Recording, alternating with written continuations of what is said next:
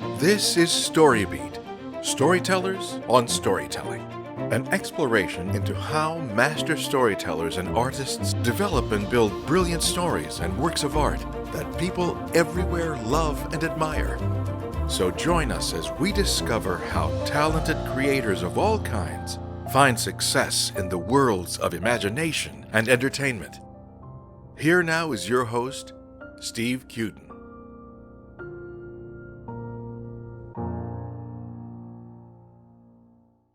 Thanks for joining us on StoryBeat.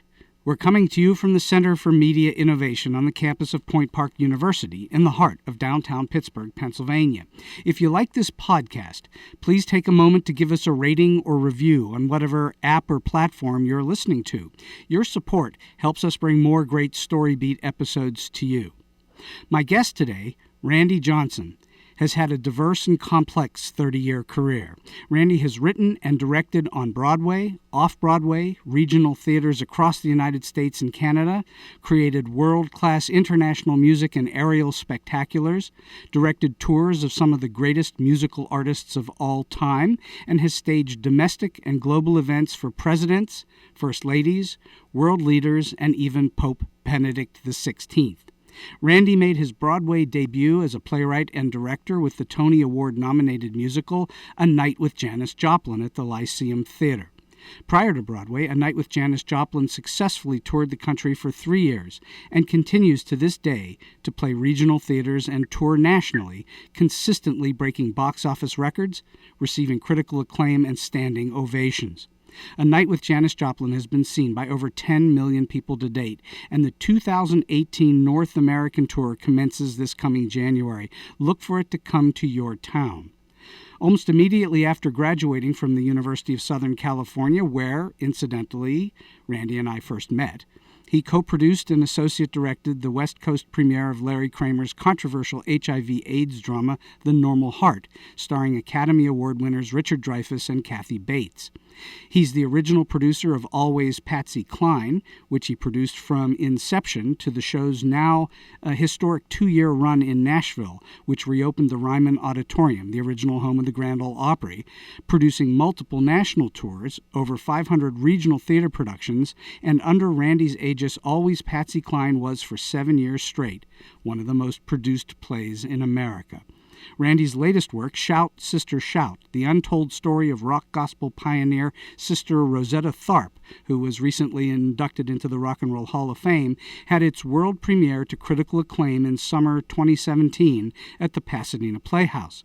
The show continues its development in 2018 with an eye toward Broadway in the 2019-2020 season.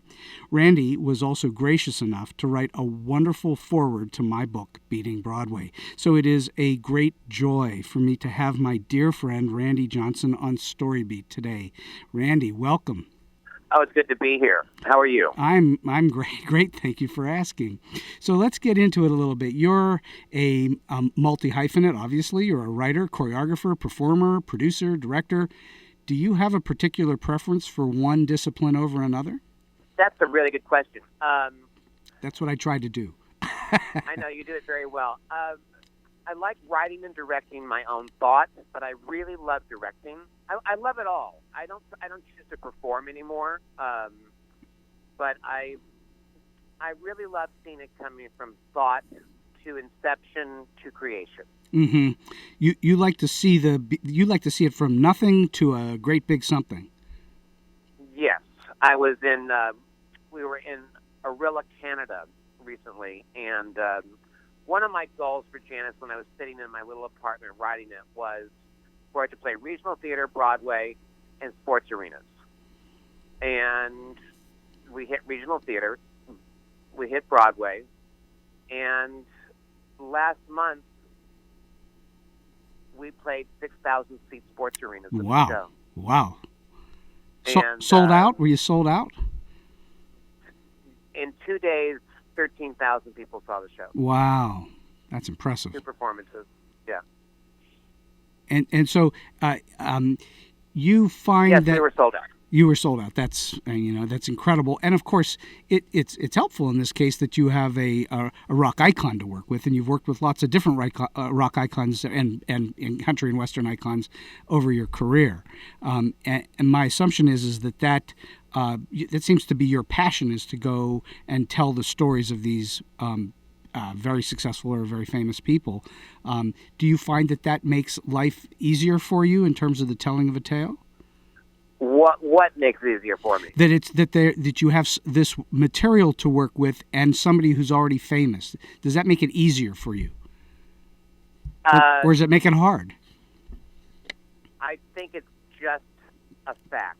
I happen to fall into this genre with Patsy Cline, and I love telling the audiences something they don't know. Mm-hmm.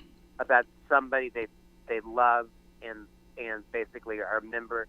For most people that come to my shows, the people that we're honoring are really a member of these people's family. Sure. They identify with them. They modeled their lives or their wardrobe or their philosophy around these people. Not unhealthy. There are some unhealthy ones, but I'm reintroducing audiences to an old friend, and that's what I find extremely gratifying. Well, I guess what I asked not very elegantly is, does that obligation of working with a well-known property or person, does that make your job, your responsibility, does it elevate it to a more what's the right word? You have to be more careful with it or more thoughtful about it than you would with something that was wholly original? I think it's the same. I think the expectations, because these people are famous and well loved, is that you must honor the legacy while finding your own viewpoint to tell. Sure. Okay, that tells me what I wanted to know. So let's talk about your history just a little bit. At what point in your life did you discover that you had all these different talents and that you wanted to express it to the world? How old were you when you started to figure this out? Since I can remembering, I always wanted to be in show business. So from day one, basically. Yes. But by the time I was a senior in high school, I was producing and writing the talent shows, and I always knew what I wanted to do. And you've never, I was going to say, you never wavered from it. You've always done it. I've always done it. I've been fortunate enough to always live my passion. That really is very fortunate. Not everyone gets to do that, so you are a lucky guy. And what did you do? You were already creating things in high school, and clearly when you and I met at USC, you were doing a whole lot more of it as well. What beyond schooling did you do to develop your career? I've always had a hunger for creative knowledge, and especially in my younger days, I saw more concerts than I saw theater. When by the time I was 18 years old, I had seen Nina Simone, Elvis Presley, Sarah Vaughan, Liza. I mean, I'd seen some of the truly great. I saw Frank, and I began to, especially Nina Simone and these artists that spoke in rhythmic force. I learned so much about the art of telling the truth on stage, and with Elvis, I was 12, 13, 14 years old. I will never forget that entrance as long as I live. What did he do? It was 2001: A Space Odyssey. Also, Sprach Zarathustra started, and that audience started screaming, and the lights started slowly waving around the room, and then boom, he was there. It was pure theater. And I went to see dance concerts. I went and saw Alvin Ailey, and but the biggest turn of the key for me was seeing Martha Clark's Garden of Earthly Delights in New York City when I was in my 20s. And the way she brought the Bosch painting to life, my head exploded. I went from thinking that, Pippin and Chorus Line were the way that you go with theater, and all of a sudden, and they are the way you go with theater. But then the other alternatives, like what Martha did with this painting, and for an hour and a half you were living inside the painting, my head exploded. And from that point forward, nothing was ever the same. So you would say that your early influences then were when you were a young man, but your major career influence was Martha Clark. Martha Clark is a major creative influence in my life. How interesting. And she's well known, but she's not in the same stellar league with an Elvis or some of these other artists. So it's interesting that someone who wasn't, in this great strata of super fame and superstardom is the person that influenced you the most. I think that's an interesting thing for listeners to be aware of, that it's not always just the biggest of the big that turns your head. No, not at all. Okay, so were you writing from a very young age? Were you also writing? No, I wrote because I had to. When did that start? It really started. I always wrote when I started doing concerts, and you start constructing the concerts.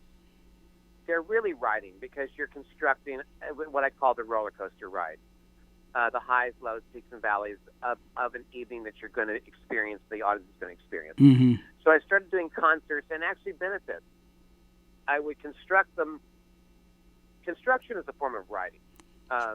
Writing is not necessarily just putting words on paper. It's putting form to stage. Well, it's structure. It's structure, no doubt. So it was really when I started putting these concerts together and I started to understand and I was fortunate enough early on in my career to do these extraordinary fundraisers with Barbra Streisand, Audrey Hepburn, Katharine Hepburn, Madonna, every great artist you can imagine. We did these benefits for AIDS Project Los Angeles. And literally, you'd have a week to rehearse, and the night of the show, 10,000 people would be there. Mm-hmm. But then when I was asked to do, and then I learned a lot about writing when we did Always Patsy Cline, because we both constructed that together. And that's based on an interview, and which is a great way to look at how to structure these type of shows if you read great interviews. But when I did the Conway Twitty show, It's Only Make Believe, mm-hmm. I had to find a way to create a piece around this great body of work that really a lot of people didn't that everyone knew who Conway Twitty was, but didn't remember this enormous catalog. So that's where I learned that you have to find a window into the story that makes it unique. What do you mean by the window in? Explain that for the audience. Always Patsy Cline is seen through the eyes of a fan. There's your window. The fan is your window. Okay. Conway Twitty is seen through the eyes of his daughters. It's their memory of their father. There's your window. A Night with Janis Joplin is Janis seen through the eyes of Janis and her influences. And I find doing Cradle to Grave is something that nobody really, it doesn't survive the test of time. But if you find the right window, there's something for the audiences to connect with, to make it personal to them, and then you're on your way. Mm-hmm. And when you say window, I just want to be absolutely clear about this. You're talking about a point of view, a frame of Correct. reference, and that's true. I mean, clearly you've got that down very well. That's also true for pretty much any storytelling. You need some point of view. Usually it's a protagonist. In your case, you're finding a point of view that gets us into the life of this character. Correct. And in this case, or in most of these cases for you, the characters are real people. They're who may, curiously enough, take on a persona that may not be who they are in private. Is that true? I think with every well-known person, the person that you see on stage, there is a different persona off stage. Mm-hmm. With some, it's closer. I think with Janis, pretty much what you saw is what you got. Right. I think there, actually, and to think about it, is with all the people that I worked with, for lack of a better term, is that they were, what you saw on stage or heard in recordings was really who they are because they told the truth, and that's what made them appealing. Mm-hmm. It's sort of an expanded version of self. And yet, on stage, they take on slightly different personas for one reason or another. Well, they do. I mean, they become, as I said, they become an extended version of themselves. Mm-hmm. I mean, Janis off stage was a bit shy. She was still Janis Joplin, but from everything I've learned about her, that she was a bit shy. Elvis Presley was it's a different thing because I actually worked with him via video. But Patsy, I found in my research, is that she was just a tough old broad with a great big heart who just happened to have a God-given voice. That's for sure. I think this, and from working with some legends, I find that what brings them to the stage is the nature of the trajectory of their personality. Mm-hmm. And clearly, those characters that you've worked with, I say characters, but they're real people, obviously. I think what separates them from a lot of other people, aside from their talent, is that they understand who they are and who their audience is, more than... Not always. Such as? Sometimes I think that yes, they always understand who they are. But sometimes I find that we're always surprised by our audiences. Because you always think it's going to be a certain demographic or somebody who's going to walk into, whether it's a living artist or one of my shows. And I'm always pleasantly surprised when I see the cross-section of audiences that walk into shows. That people that walk into Joplin is from age, 15 to people who are Janis's age and beyond. Mm-hmm. And, in concerts, I found that recently with somebody where it was the same thing, where I thought it should be just a bunch of old fogies. And it's a pretty contemporary audience. Well, you go from the original fans to the fans who've found these artists over time, because they universally, I will say that among all the artists that you've selected to work with, they all continue to speak to even modern audiences. They do. I find that, especially because most of my recent history is with Janis, is that people don't just connect to her music; they connect to to her words, the ways that she spoke to Janis knew at a really early age that as she was rising to fame, that what she was saying in interviews and saying on stage affected hundreds of thousands of people. So she knew that she was a bright light and could affect change not just through her music but through her words and thoughts. She knew that. Can you imagine knowing that at 22 years old? I can't imagine it knowing it now. So yeah, that would be hard.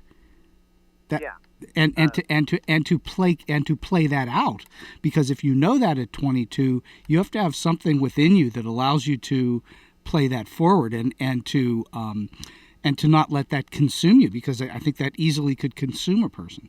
And maybe in some ways it did consume her. She had a hard time with it in different ways, did she not? She had her demons, but I don't think her demons were as deep as that sometimes. I mean, look, we all have our demons. Sure. But I think that, you know, she became famous in an era where it wasn't easy to become famous. There was no instant celebrity. I mean, you really earned your celebrity. I love when people call somebody an artist when they're 22 years old and they've done about 6 songs. And you know, an artist is a title you earn, not when you get as you're developing. But that's a whole nother. I digress. Well, but I think that's part and parcel with what you're talking about. Part of it is that the world puts that word on people. So when you go to the back door of a theater, you go to the artist's entrance. When they sign you up, they're calling for the artist or the talent to come into a studio. So that label gets placed on people, whether you've earned it or not. Yeah, I agree. So I mean that's a label, because I don't know that we know what else to call a person. You wouldn't call somebody at 22 a journeyman artist like you might call a carpenter. So I suppose it just all gets lumped into one place. Right. You know, Patsy Cline had no idea about the impact of her music, because she literally had such a brief career that I don't think she had any. I think that she would be pleasantly shocked at the continuing impact of her music. And you know, I think they're all just doing what they're doing, and the thing is that none of these people do it for effect. They're not saying these sort of, but now it seems like profound words, to say profound words. I mean, Jim Morrison's poetry, he was just writing because he had to. I mean, that's right. The thing is that we're all just doing things because we have to. How it affects lives is the course of the work. None of us are doing what we're doing set out to affect the change, because we're simply telling the truth, and hopefully it does affect the change. But I know when I was writing Janis Joplin, I never imagined I would be getting the letters and the people coming up to me about how the show inspired them to go on with their lives after a divorce, after a breakup, to be strong and to find strength in themselves like Janis found in herself. That's one of the great benefits for me of Joplin, is that I literally get letters almost every week of how the show has effectuated change or thought in people's lives. That's an awesome thing when that happens. It tells you how much good you've brought to the world, but also how powerful what it is that you do is. So you yourself have risen to that level, though clearly at this moment your name is not as legendary as the name Janis Joplin, but nevertheless you have affected people in as serious a way. So I think that's a really great thing, you know. It's very gratifying. I agree. I have little bits and pieces of that myself now and then, and it is incredibly gratifying. I'll tell you where it becomes incredibly gratifying too is when you have students that you have on a daily basis, and they leave school and then they come back and tell you how important what you told them was. You're doing a similar thing. You are, whether you realize it or not, you are also a teacher. You're an educator. You're giving that to people in what you do. And so, in a way, you're enlightening them to something that they maybe didn't know as much as they thought they knew about, or they knew nothing at all. And so that's exactly what you're doing, is that you're bringing that light to people, and that's a very valuable thing. So let's talk about the process of writing for you. When you get an idea for a new show, and we could talk about that too, where do you get your ideas, but they come from everywhere. So I'm not so much interested in that, but when you get an idea for a new show, where do you start? Do you start with research? Do you start with character? Do you start by writing it out? What do you do?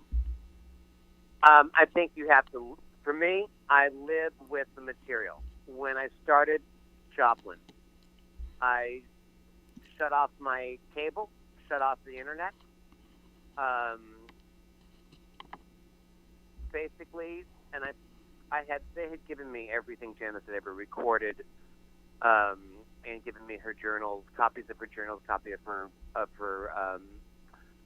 diaries, and I just listened to Janis and I'm always looking for what the artists want me to tell you. I don't read biographies because that's just another person's opinion. Mm-hmm. And they're not necessarily fact-based. They're usually not fact-based. They think they are, but they're not. So I was fortunate enough just to live with the music and words of Janis. And it was about 3 weeks into it. I mean, I wasn't just sitting there listening to Janis for 24 hours for 3 weeks. You'd have found me in locked up. But about 3 weeks into it, I was intrigued by the fact that Janis's music all came from great either writers, but particularly when I saw Summertime was from a Broadway show. Little Girl Blue came from Nina Simone. Down on Me came out of an Odetta inspiration. The Ball and Chain came from Big Mama Thornton. And all these songs had a root in inspiration, and that all of us can identify with that. None of us are who we are talking at this very moment without the tapestry of inspiration. Mm-hmm. And I thought, wouldn't it be wonderful if you could see these legends in Janis converge? And that's where it came from. So I began to write it from Janis's point of view, where she was going to set the story straight about who she is, how she got to where she got to be, who her inspirations were, and what her philosophy was navigating on this road. And that's what created A Night with Janis Joplin. That's interesting. You and correct me if I'm wrong here, it sounds like you focused on what inspired her to inform us as to what inspires us. Yes. That's never put it that way. That's a very interesting way to come at things. I hadn't thought of it till just now, and obviously I saw the show on Broadway and had listened to a bunch of it prior to, and so that's interesting. It didn't dawn on me that that's how you worked your way in, but that's a really clever way to work your way in. So we were seeing inspiration that wound up showing us inspiration. That's cool. It's a nice way. And that's really how, whether it's music or writing or politics or whatever, inspiration creates inspiration. Mm-hmm. Would you say that this is? Would you say that this is the way that you go about all of your writing? That it always starts the same way with you, just marinating yourself in the material? Yes. So have you gone into any situations in which you have started that process and marinated in it, and nothing came to you, or has something always come to you? I never got to the marinating point with some of these people I've looked at, but there are some artists that have thought about writing about, or the estate asked me to write about. Right. Where either I just didn't like the person. So you couldn't find the inspiration in those cases. If I can't connect with the person, I can't tell. I can't do it. Okay, that's. I was trying to find that, and I'm glad you finally said that. You have to find it's not just listening to material and then writing something. You've got to connect in some way. I have to, or it's a lie. And you can't. Have you ever written anything that you finished, completed, maybe somebody paid you for or whatever, and you looked up and said, you know what, I did not tell the truth? Has that ever happened for you? No. So everything you've ever written or done has been you telling some form of truth, whether your own or someone else's. That's a very, I think that's a very powerful message for the audience to pay attention to, is that, of course, we have writers and creators who don't do what you do and just tell whatever they tell because somebody's paid them to do so. But you have to connect, and I think that's important for artists to understand, that they must connect in some way or it's going to come out false. And that's why I think your work has stood the test of time, because it isn't false. You're coming from a place of truth. Well, when you look at art, no one paints.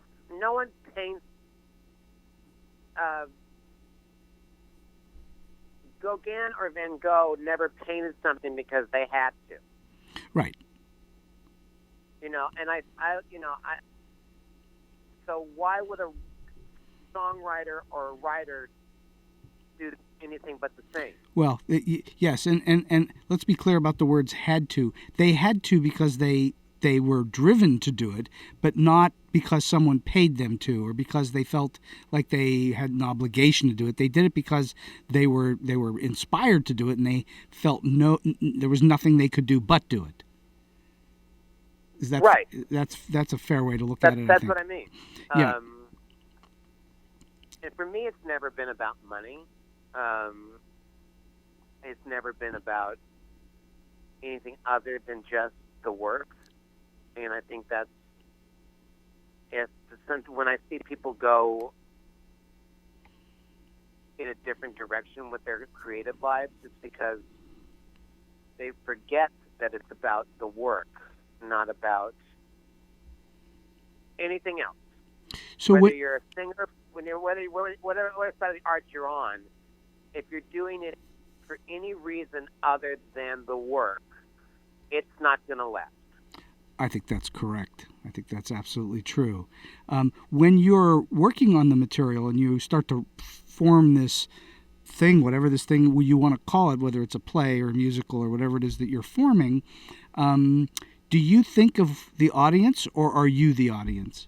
I think it's one and the same. I don't think about results, but I know what will work with an audience instinctually. You yourself are you're the first audience, aren't you? Well, actually, my dog is. Simon, the infamous Simon. Mr. Simon is. I don't think about the audience per se, but on a very deep level, I understand what will work with an audience.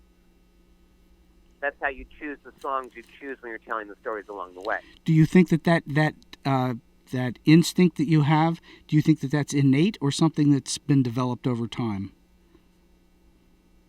Both. It's both. It's something that you had as a young person, and it's just gotten better and stronger over time. Yeah, I mean, when I was a kid watching, say, Mr. Sinatra or Nina, they chose songs and put them in the places where they put them to take you on an emotional journey.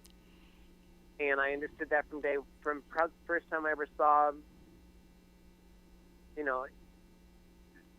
even seeing Joni Mitchell as a young kid, the trajectory she took you on. Bette Midler at an early age was probably one of the best examples of that in her early concerts.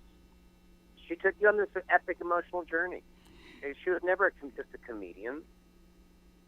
She was painting a portrait of life with all of her concerts. I think that's incredibly important for people to understand who are listening, who are trying to figure stuff like this out, that it is, at the end of the day, an emotional journey that you must take an audience on, whether you are doing a concert or a thing called a musical or whatever you want to call it, where it has more of a storyline. There is an arc to it. There is a structure to it, and that it's got to be emotional. That we don't sell intellectual stuff. Songwriters are not selling intellectuality. Writers are not selling intellectuality. You're selling passion and emotion. And I think that's incredibly important to understand, that it's not about what's in your head, it's what's in your heart and your soul, and how you passionately attach to it. Wouldn't you agree? Totally. I mean, if you listen to Strauss or Bach or great symphonies, that before music was put to words were put to music. Right. There's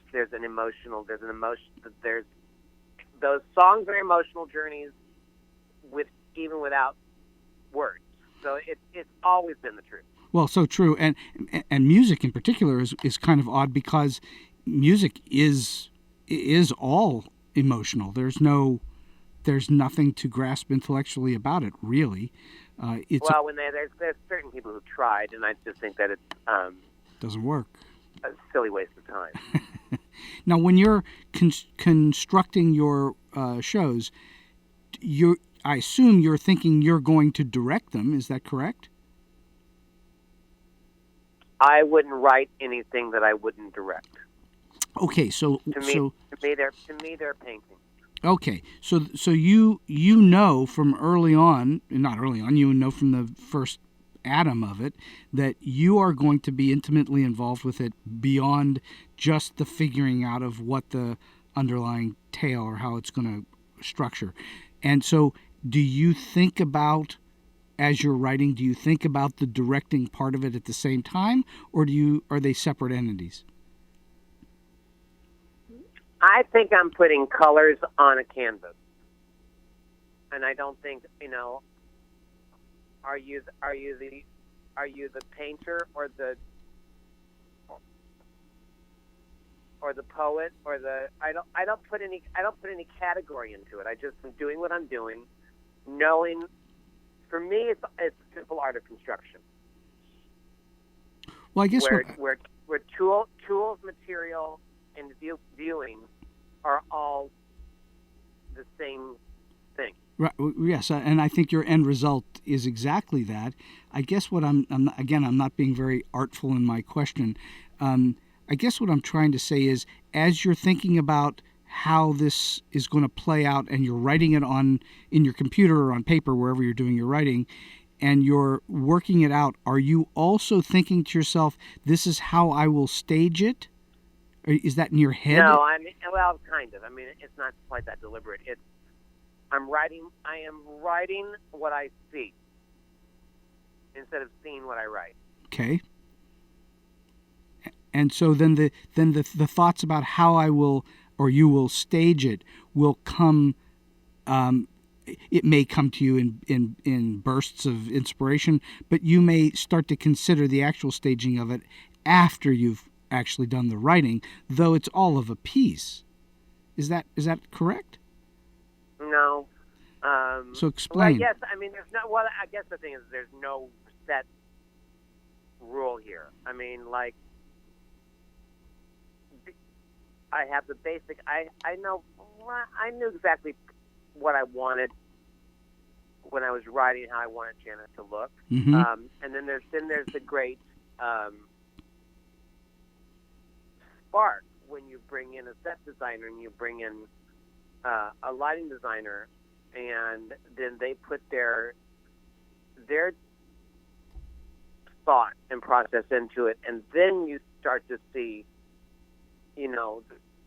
this remarkable thing start to grow because other people now put their own viewpoint into it, and and when a choreographer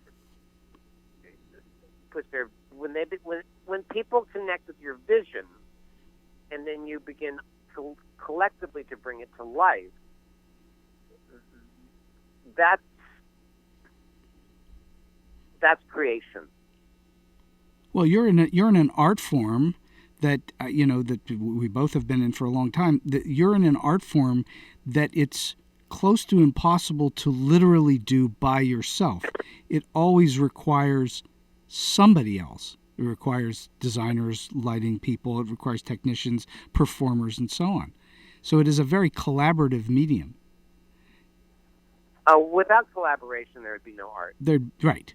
Well, but that's not true so much for Picasso. Picasso didn't require collaborators. He required canvas and paint and marble and whatever materials. But in the case of performance, which is what you specialize in, it requires like you say, these different elements and colors coming into it. So you set something in your head. Would you say that when you're creating these shows, would you say that when you finally get them staged, it is exactly what you had in mind, or are you along the way making various compromises for whatever reasons, whether somebody can hit a note, whether a designer can actually effectuate what you have in your head? Do you find that it's close to what or exactly what you had in mind, or are you always seeing some form of change as time goes on? Well, I can see things towards the better. They're plussing what you have in your head. Yeah, they're never, I'm never, if I feel I have to settle, then that person is gone, and I will find the right person. Gotcha. So in other words, it's going to be your concepts that we're going to see, or someone is making your concepts that much better. Right. If you hire a collaborator who wants to be you, then, or resents you because, for whatever reason, they need to go. You need people around you that really love what you've created and know that they can effectuate the creative contribution. I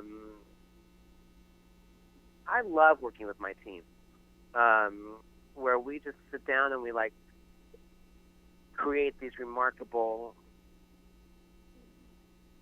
works that every time I do Janis with a different team, because there's always different teams because people have lives, it's a joy because we find other ways to look at it, other prisms in the crystal. Well, it's a live thing, isn't it? I mean, it literally has its own... The show that you created continues to have new life all the time. Every time I put up a production, it is somewhat different because we found a different way to look at it. That's exciting, isn't it? That's the only way to do it for me. Yeah, that really is exciting. So let's talk about production a little bit so we can understand that process too. As over time, as you've gone into one production or another, whether it's the various productions of Janis or different productions entirely, what have you learned over time that you now know you will do pretty much every time because that's the way to go? And what things have you learned over time that you've let go that you thought were the ways to go but turned out they weren't so effective for you? Well, I'm not going to be... I despise the workshop process. Why? Because Emily Mann and I were talking about this when the show was at McCarter. Edward Albee called workshops rehearsal. And what I don't like about workshops is that too many people think their opinions matter. And I find, not in my work, but I find in friends of mine work, that what started out as great pieces of potential theater have been so decimated by trying to please everybody in the room that your original thought and your original intent and your creative instinct has become so watered down that it just doesn't exist anymore. I think the thing I've learned is that to trust my instinct and to trust my thoughts and my vision, and use the first rehearsal process to actually just create what I see with my team, and then we can discuss it. But when it's a group, doing things by group, does not work for me at all.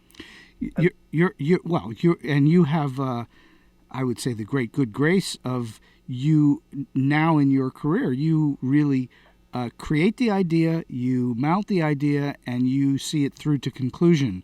I would say that's truthfully not all that common. If you think about it, most of the time you wind up with there's a writer, then that they bring in a different director. The writer doesn't direct it, the writer doesn't produce it, and so that their vision is either well thought through and played out, or it isn't. You get to see it all the way. I would say that's fairly rare, wouldn't you? I know that I've been very fortunate in my career to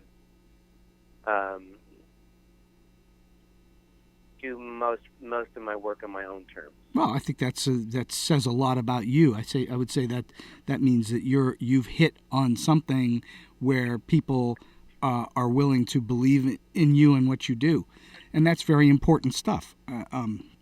Otherwise, it would be very challenging for you to get this, get your work mounted. And so I would say that's a testament to all of your hard work and your talent, or you wouldn't be there, because clearly there are other people in the world that would like to do what you do who don't get to do it because they don't have your abilities. And so the world's very fortunate to have you in it. Thank you. You've worked for any number of producers over time, and I'm not looking for you to name names, but what kind of challenges have you gone through in dealing with producers and their ideas of how the world works? And what I'm getting at is, how do you handle those challenges when someone says you can't do this or you must do that, or whatever it is they say that becomes an obstacle to you? How do you handle those? Again, I'm not looking for names. For the most part, I have co-produced all of my work. You've actually raised the money yourself and all that too?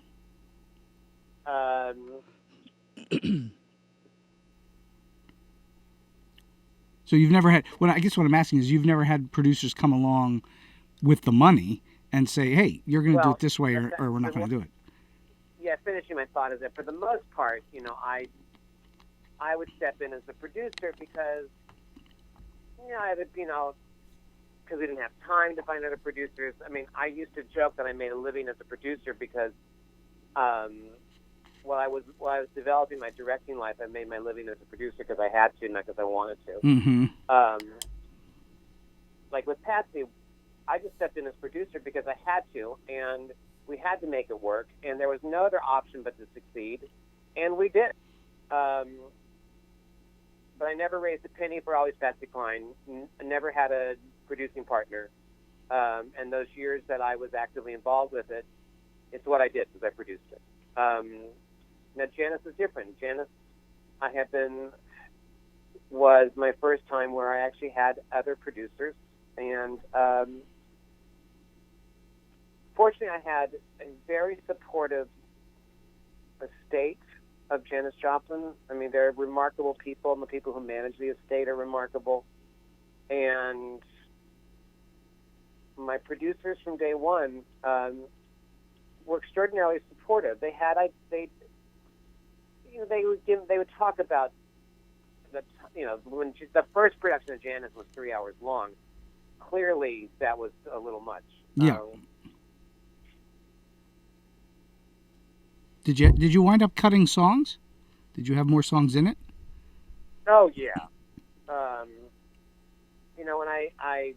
When I actually saw every performance of In Portland, the premiere production. That was my workshop, because it went out of my head onto the paper, onto stage, all in 10 weeks. Wow, that's fast. By the 5th month of creation, inception, 40,000 people had seen it. So I learned the audiences were my workshops. But moving to Broadway, there was stuff that you have to respect the people that have paid up millions of dollars for your work and basically changing your life forever. Sure. You have to learn to listen to them. Right. You don't have to agree to them. You don't have to do what they say, but you have to listen, because that's what teamwork is. I had one of the best dramaturgs one could have in Jack Bertel with A Night with Janis Joplin. And he gave me different ways. He gave me, so the producers would talk to Jack about their ideas and stuff, and then he would come back to me collectively and weed out the good and the bad and the pretty. And so I began to, think about different ways to land the plane, and there were always sculpting differences, not major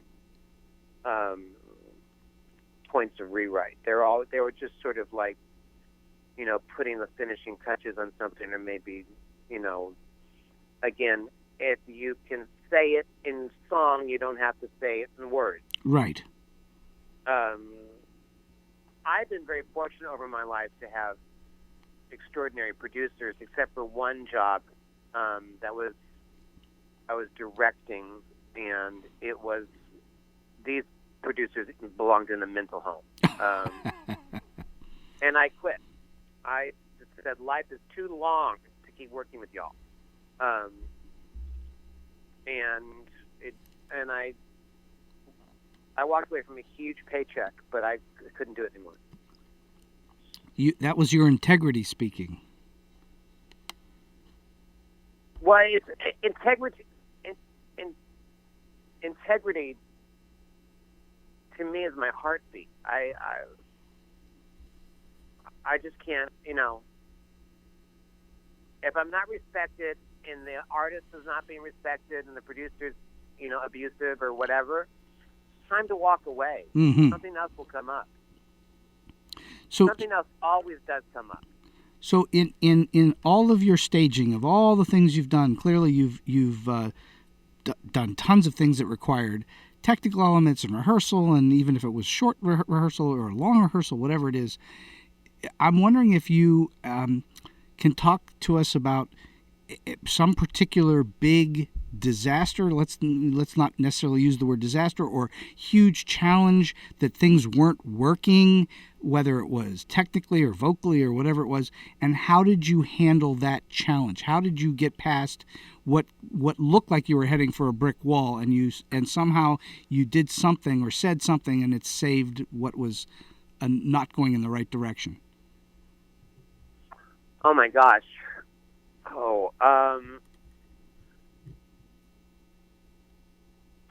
I've done very complex theater in sports arenas. Mm-hmm. Especially in my early days, I would just go wild. We had,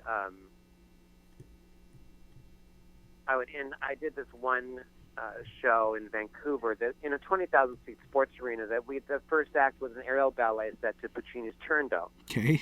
And it involved repellers coming down from 300 feet in the sky, and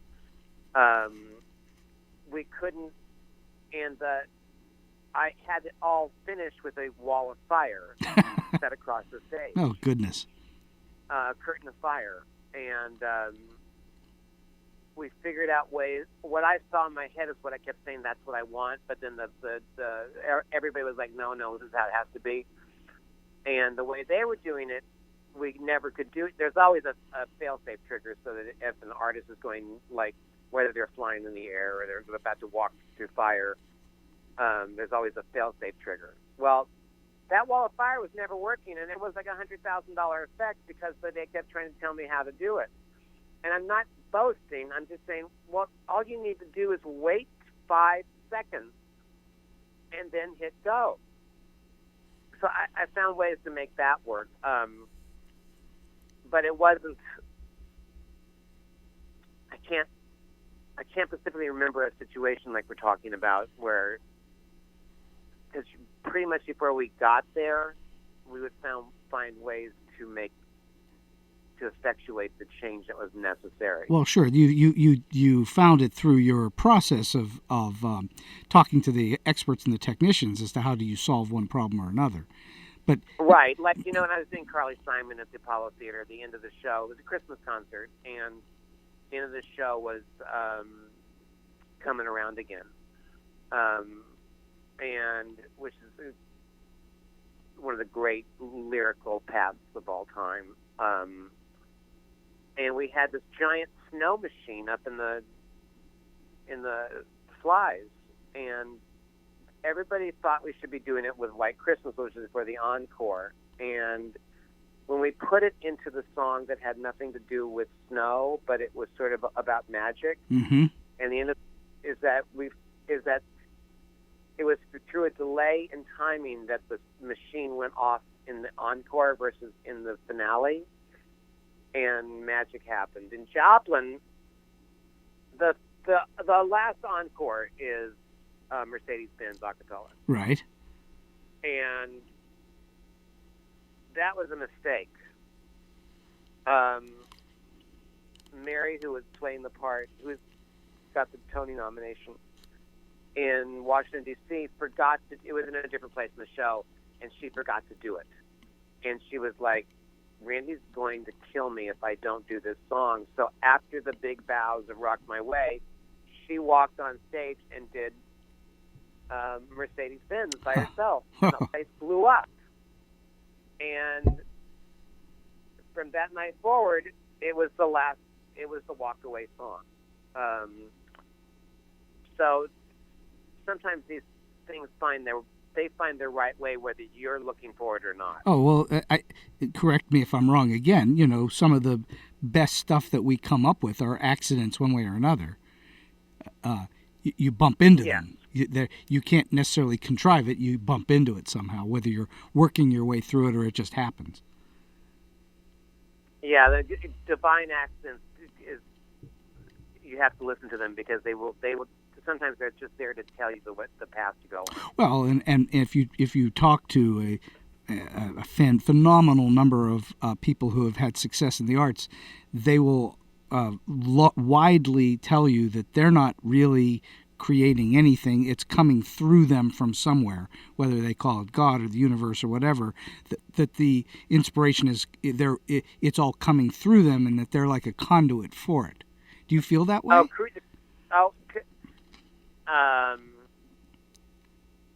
It's a creative force that I can't quite tell you where it comes. Yes, I agree with it. Yeah, that's most every artist I talk to has that feeling that that they are not really responsible for what it is that they're creating. Of course, they are ultimately, but that it's coming through them, and that they are somehow the connection to getting it out.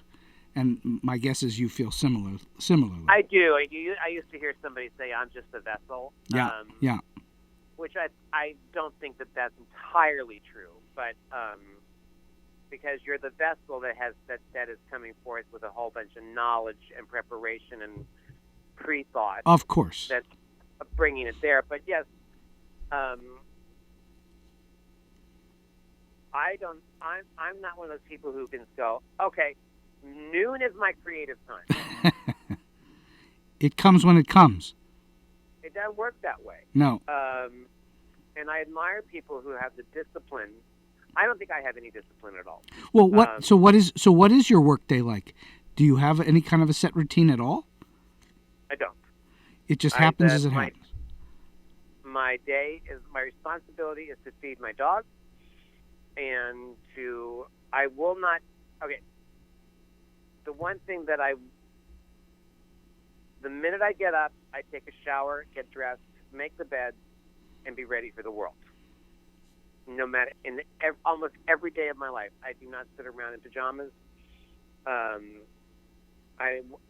For me to be ready for whatever the day brings, including inspiration, you got to be clean.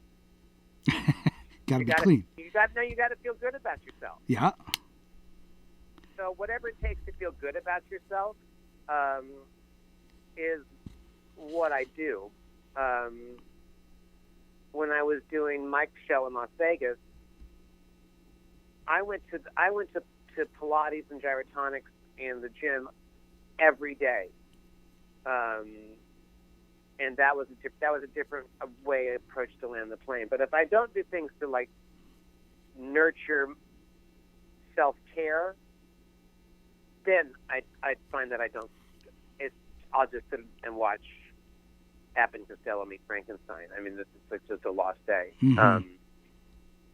I hope that made sense. It did largely. I assume that changes a little bit for you when you're in production and on a schedule in which other people are involved. You can't just sit around. Yes, I'm talking about the creative process. Okay, sure. I just want to be clear about that. No. When I'm in production, I'm the first person in the room and the last person to leave the room. Mm-hmm. I believe in getting there an hour early, and set an example for everybody else in the room. If I don't feel good, you're not going to hear about it. If I just bring the best of myself to the room, and set a positive, nurturing workspace, that we can all thrive in. That is my, whether it's rehearsal or production meetings. I arrive early, I leave last, and because the fish smells from the head down. And if you're not at your best, then the team's not going to be at their best either. You have to set the example. Yeah, and I don't even think of it as I don't think of it as something that I have to do or should do. I just think of it, that's what you do. Yeah, I agree. And you know what? I don't know whether you got that from your life prior to USC, but I think that philosophy was part of a lot of what we learned at USC, and especially from I'll toss out the names of folks who are no longer with us, but John Blankenship and Bill White and folks like that. They really drummed a lot of that philosophy into us, don't you think? The thing about USC, about John Blankenship especially, was that if he felt that you were leaning towards any form of dilettantism, and he believed in you, he would drive that out of you like there was no tomorrow. I think the thing I learned from John Blankenship was that it's all about the work and compassion, commitment, and resolve in the work. Mm-hmm. And just doing it. Do it. Just do it is correct. Well, Randy, we've been talking for over an hour, if you can believe it, and I would be remiss if I didn't ask you a couple of very important questions to me. And you've clearly met and worked with tons of people, and you've been through lots of experiences in your life. Can you think of anything that was strange, oddball, weird, quirky, funny, out there, offbeat story that you could share? Well, I think it's, for me, since I've been doing these legacy portraits, I'm always sort of stunned when you're, like,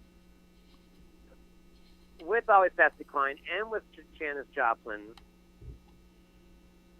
when I'm hearing someone's at the box office demanding a refund because that wasn't Janis Joplin.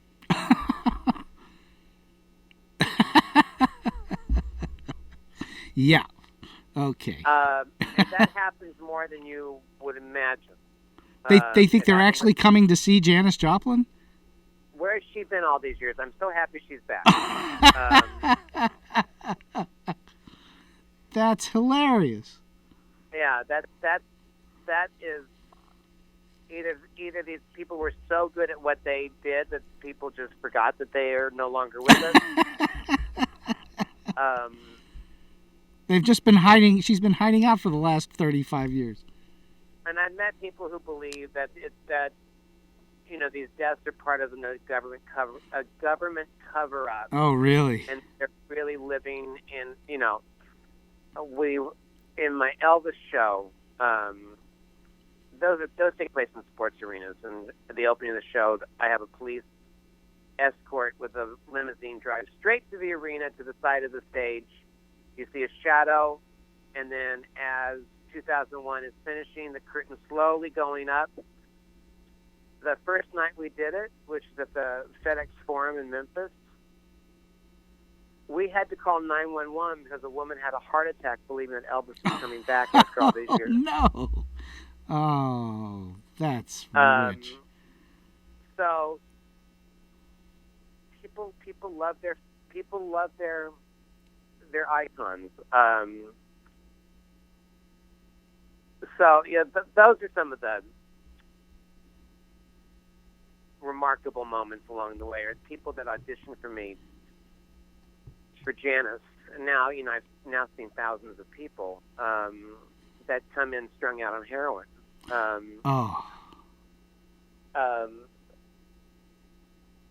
Are they people who are addicted to heroin? Or are they people that think they have to do that in order to get into the part? I think they did it because they thought that's what the part demanded, and it's like acting is much easier. Yeah. But no, it's to me the funniest, the oddest things that have happened over the years is people upset that Janis wasn't there that night and that somebody else went on. That's both funny and sad all at the same time. So and lastly, that's a great anecdote, by the way. Do you have a particular piece of advice or a tip for someone who's trying to make their way through this business or coming up or trying to figure out what to do that could help them to find their way? Just when you think you're giving up, go one step. Never give up. I mean, the thing is that if you're doing this to become famous, if you're doing this to become rich, if you're doing this to get laid, you're in the wrong business. You're telling stories because you have to, because you have no other choice. You're painting pictures as a director because you have no other choice. If you begin to think that you're losing original thought, that's okay, because we all steal from each other at some point in our lives. The point is as long as you stay vital and active and allow yourself to breathe as an artist, then you'll be okay. But you have to stay true to yourself as you know yourself. Mm-hmm. Don't try to know an expanded version of yourself and beat yourself up for it, because there is no expanded version of yourself. You are who you are at the moment you're thinking, and that's all you can get. That is all you can expect from yourself. I think that is extremely wise advice, and not necessarily easy to get to, because some people think they have to live for other people or things or whatever it is, or they are in it for the money, and I think they've made a mistake if they've done that. So I think your advice is extremely useful and helpful to, especially to those who are trying to decide if this is what they want to do with their lives or how to get there, wherever there is, that they're working toward it. So I appreciate you saying that. And it's just been... Yeah, if you follow your heart, the way will be revealed. That's great. If you just follow your heart. You know, it was Joseph Campbell, the great mythologist, who said, if you follow your bliss, everything else will follow. The money will follow, the success will follow, the fame will follow, if you just follow your bliss. That's true. So, Randy, this has been a great thrill and an honor and such a pleasure and privilege to have you on the show today. So I thank you very much from the bottom of my heart. Well, thank you. I've enjoyed it. Today's StoryBeat tip: make the bad guy appear undefeatable. The antagonist, aka the villain or shadow, is the protagonist's primary obstacle and therefore the greatest threat to the hero's successful completion of his or her quest.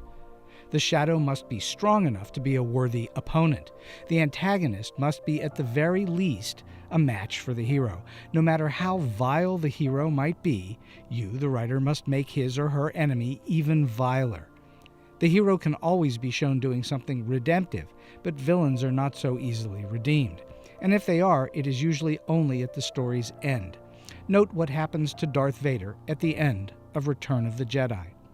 The antagonist sometimes represents the darker side of the hero, something he or she is trying to suppress. In other words, the shadow can reflect the hero acting as his or her own worst enemy, as Edward Hyde relates to Henry Jekyll.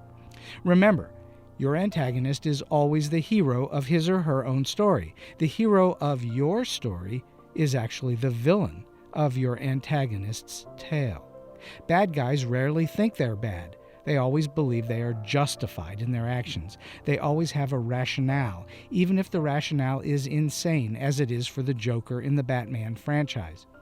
Bad guys always believe they're right. If a villain knows he or she is bad, then they will come off seeming arch, even campy. It's helpful to render antagonists so that the audience feels a modicum of sympathy, even as we root against them. We are all the heroes of our own stories. As the adage goes, winners are always the ones to write history, and in storytelling, the villain rarely wins. And so we've come to the end of today's StoryBeat. If you like this podcast, please take a moment to give us a comment on whatever app or platform you're listening to. Your support helps us bring more great episodes to you. This podcast would not have been possible without the generous support of the Center for Media Innovation on the campus of Point Park University. Until next time, I'm Steve Cuden, and may all your stories be unforgettable.